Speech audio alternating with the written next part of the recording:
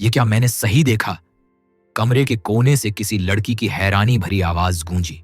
सबकी नजर एक साथ दरवाजे की तरफ मुड़ गई। वो क्या सच में आयुष है? दूसरी लड़की ने हक्की बक्की होकर कहा, जैसे उसे अपनी आंखों पर भरोसा ही नहीं हो रहा हो। और सच में दरवाजे पर खड़ा वही था, आयुष मल्होत्रा। 7 साल पहले जो अचानक गायब हो गया था, आज वही शख्स उनके सामने खड़ा था। मीरा की आंखें उस पर ठहर गईं, जैसे पलकों को झपकाना ही भूल गई हो। वो पहले से भी ज्यादा संजीदा लग रहा था। काले शर्ट और उसी रंग की पैंट में उसकी पर्सनैलिटी कुछ ऐसी थी कि कमरे की सारी रोशनी जैसे उसी के इर्द गिर्द घूम रही हो। 185 सेंटीमीटर की लंबाई, सधा हुआ शरीर और चेहरे पर वही पुराना आत्मविश्वास। हल्के से मुस्कुराते हुए होंठ, तीखी नाक और आंखों में वो गहराई जो कभी मीरा को अपनी तरफ खींच लिया करती थी। मीरा का दिल धक धक कर उठा, सांस जैसे किसी ने सीने में रोक दी हो। रीना ने धीरे से उसकी बांह को छुआ। मीरा, मैंने कहा था ना, जिस नाम को लेते हैं वो सामने आ ही जाता है। ये तो एकदम फिल्मी हो गया। मीरा ने कोई जवाब नहीं दिया। वो बस चुपचाप देखती रही, जैसे वक्त वहीं थम गया हो। 7 साल पहले वाला आयुष शायद अब वैसा नहीं था। उसके चेहरे पर अब नरमी थी, आंखों में ठहराव था और मुस्कान में कुछ गैर बोला सा दर्द। मीरा समझ नहीं पाई, क्या वो बदल गया था या वक्त ने उसे बदल दिया था? आयुष ने कमरे में मौजूद हर चेहरे को देखा, लेकिन जब उसकी नजर मीरा पर पड़ी तो उसने न रुक कर देखा, न कुछ कहा। बस ऐसे बढ़ गया जैसे वो भी बाकी सबकी तरह कोई आम चेहरा हो। वो एक लम्हा मीरा के दिल में चुभ गया। सालों का इंतजार, अनकहे सवाल, सब बेमानी लगने लगे। अरे आयुष, तू सच में वापस आ गया? एक लड़की फारिग की सिया, जो कॉलेज में हमेशा उसके पीछे घूमती थी, आगे बढ़ी और लगभग उछलते हुए बोली, मुझे यकीन नहीं हो रहा, ये सपना तो नहीं? कमरे में सब मुस्कुरा रहे थे, लेकिन मीरा के दिल में जैसे किसी ने पिन चुभा दी हो, क्योंकि सबको पता था सिया वही लड़की थी जो कभी मीरा से बात नहीं करती थी, सिर्फ इसलिए कि आयुष का झुकाव मीरा की तरफ था। और अब 7 साल बाद भी उसकी आंखों में वही पुराना जुनून झलक रहा था। सिया सीधे आयुष की तरफ दौड़ी, उसकी बांह पकड़कर बोली, कहां था तू इतने साल? किस दुनिया में गुम था तू? आयुष ने शांति से कहा, अमेरिका में था, पढ़ाई कर रहा था। कमरे में एकदम सन्नाटा छा गया। 7 साल से वो लापता था, किसी को कोई खबर नहीं थी। और आज जब सब सवालों का पहाड़ लेकर खड़े थे तो वो बस यही कह रहा था, अमेरिका में था। उसकी आवाज में न कोई अफसोस था, न कोई झिझक, बस एक ठंडापन। क्लास मॉनिटर राजवीर आगे आया और बोला, चलो अच्छा हुआ तू वापस आ गया, अब तो हमारी क्लास पूरी हो गई। मिसेस वर्मा, आप बैठिए, चलिए सब खाना खाते हैं, बातें भी करते हैं। आयुष ने झुककर मिसेस वर्मा के लिए कुर्सी खींची और खुद उनके दाईं ओर बैठ गया। राजवीर उनकी बाईं ओर बैठने ही वाला था कि मिसेस वर्मा ने आवाज लगाई, मीरा बेटा, जरा इधर आना। मीरा चौंकी। जी मिसेस वर्मा। बेटा इधर आकर मेरे पास बैठ जा। राजवीर थम गया, लेकिन उसने तुरंत मुस्कुराकर कहा, हाँ हाँ मीरा, इधर आओ ना, इतने सालों बाद टीचर को मिल रही हो, जरा पास बैठो। मीरा का दिल जोर से धड़कने लगा, कदम अपने आप भारी लगने लगे। वो धीरे धीरे आगे बढ़ी, हर कदम के साथ उसके दिल की धड़कन और तेज होती जा रही थी, क्योंकि वहां ठीक मिसेस वर्मा के दाईं तरफ बैठा था आयुष, और मिसेस वर्मा की कुर्सी के दूसरी तरफ अब उसी के लिए जगह थी।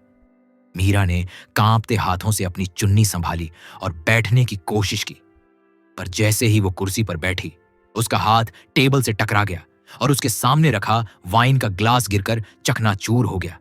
अरे बेटा, ध्यान से, मिसेस वर्मा ने कहा।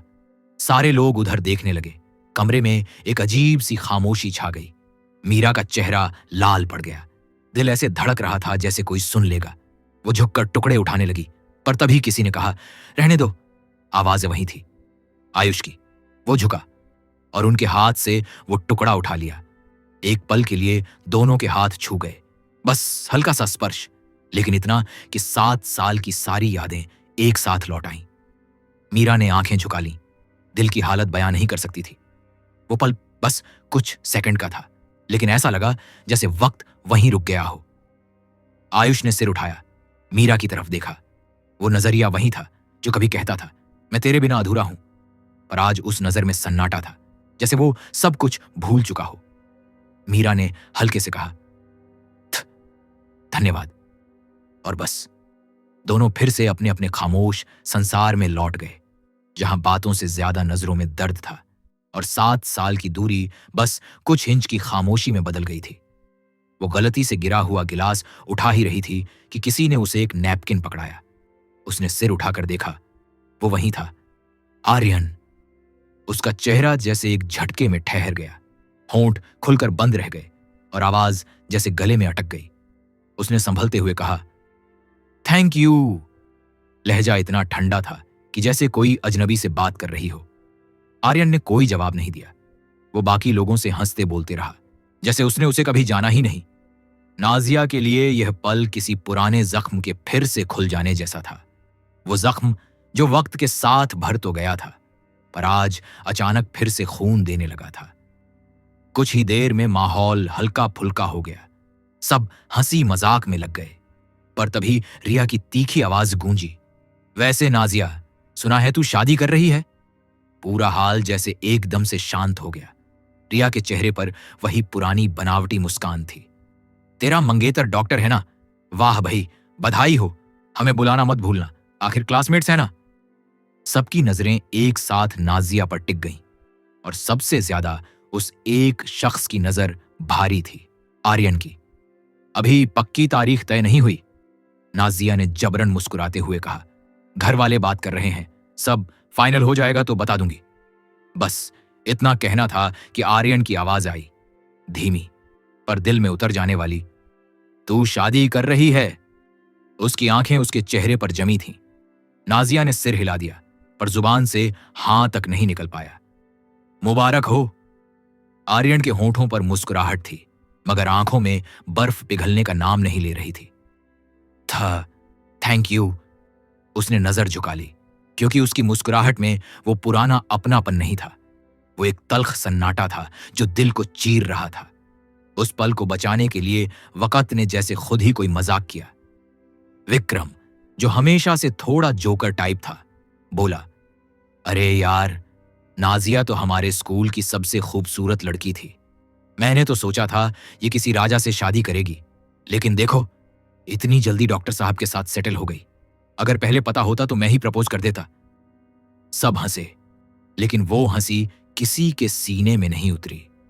जुबीना ने तुरंत बात काटी, ओए विक्रम, तू ना अपनी अकल दवा में डूबा ले। स्कूल में भी नाजिया ने अगर किसी को भाव दिया था तो वो आर्यन था। बाकी सब तो लाइन में लगकर रह गए थे। जैसे ही उसने ये कहा, सबका चेहरा उतर गया। जुबीना को एहसास हुआ कि उसने गलती कर दी है। वो जल्दी से चुप हो गई। आर्यन फिर भी कुछ नहीं बोला, बस चुपचाप नाजिया को देखता रहा। उसकी नजर इतनी गहरी थी कि जैसे किसी पुराने वादे का हिसाब मांग रही हो। नाजिया ने कुर्सी खिसकाई और बोली, मैं जरा वॉशरूम जा रही हूं।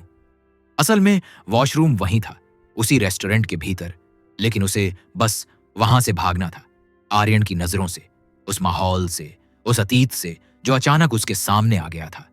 वो बाहर निकली तो सांसें तेज चल रही थीं। दिल धक धक ऐसे कर रहा था जैसे कोई अंदर ढोल बजा रहा हो।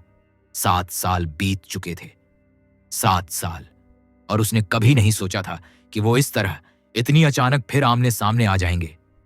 उसने शीशे के सामने खड़ी होकर खुद को संभालने की कोशिश की। थोड़ा मेकअप ठीक किया, बाल सहेजे और लंबी सांस लेकर दरवाजा खोला। बस बाहर निकली ही थी कि किसी ने उसका हाथ पकड़कर उसे दीवार से सटा दिया। वो कुछ समझ पाती उससे पहले उसकी सांस उसके चेहरे पर महसूस हुई। वो वही खुशबू थी, हल्की, ठंडी और बहुत अपनी सी। आर्यन, उसके मुंह से बस इतना निकला, पर उससे पहले ही उसकी ठंडी होंठों ने उसके शब्दों को निगल लिया। पल भर में सब कुछ रुक गया, आवाजें, वक्त, सांसें, सब। उसका दिमाग जैसे सुन्न हो गया था। 7 साल की दूरी, गुस्सा और वो सारे अनकहे सवाल, सब एक ही पल में पिघलकर उसकी सांसों में उतर गए। उसने उसे धक्का देने की कोशिश की, मगर उसकी पकड़ इतनी मजबूत थी कि जैसे किसी वादे को दोबारा पकड़ लिया गया हो। वो बस सिहर कर रह गई। जब उसने खुद को छुड़ाया तो उसकी आंखों में आंसू थे और गालों पर लाली। तूने ये क्यों किया? वो फुसफुसाई, पर आर्यन ने बस एक बात कही, क्योंकि तेरा थैंक यू बहुत झूठा लगा। उसके बाद वो चला गया और नाजिया वहीं खड़ी रही, टूटी हुई सांसों, कांपते होठों और उस एक पल के बोझ तले जो शायद अब सारी जिंदगी उसे चैन से नहीं जीने देगा।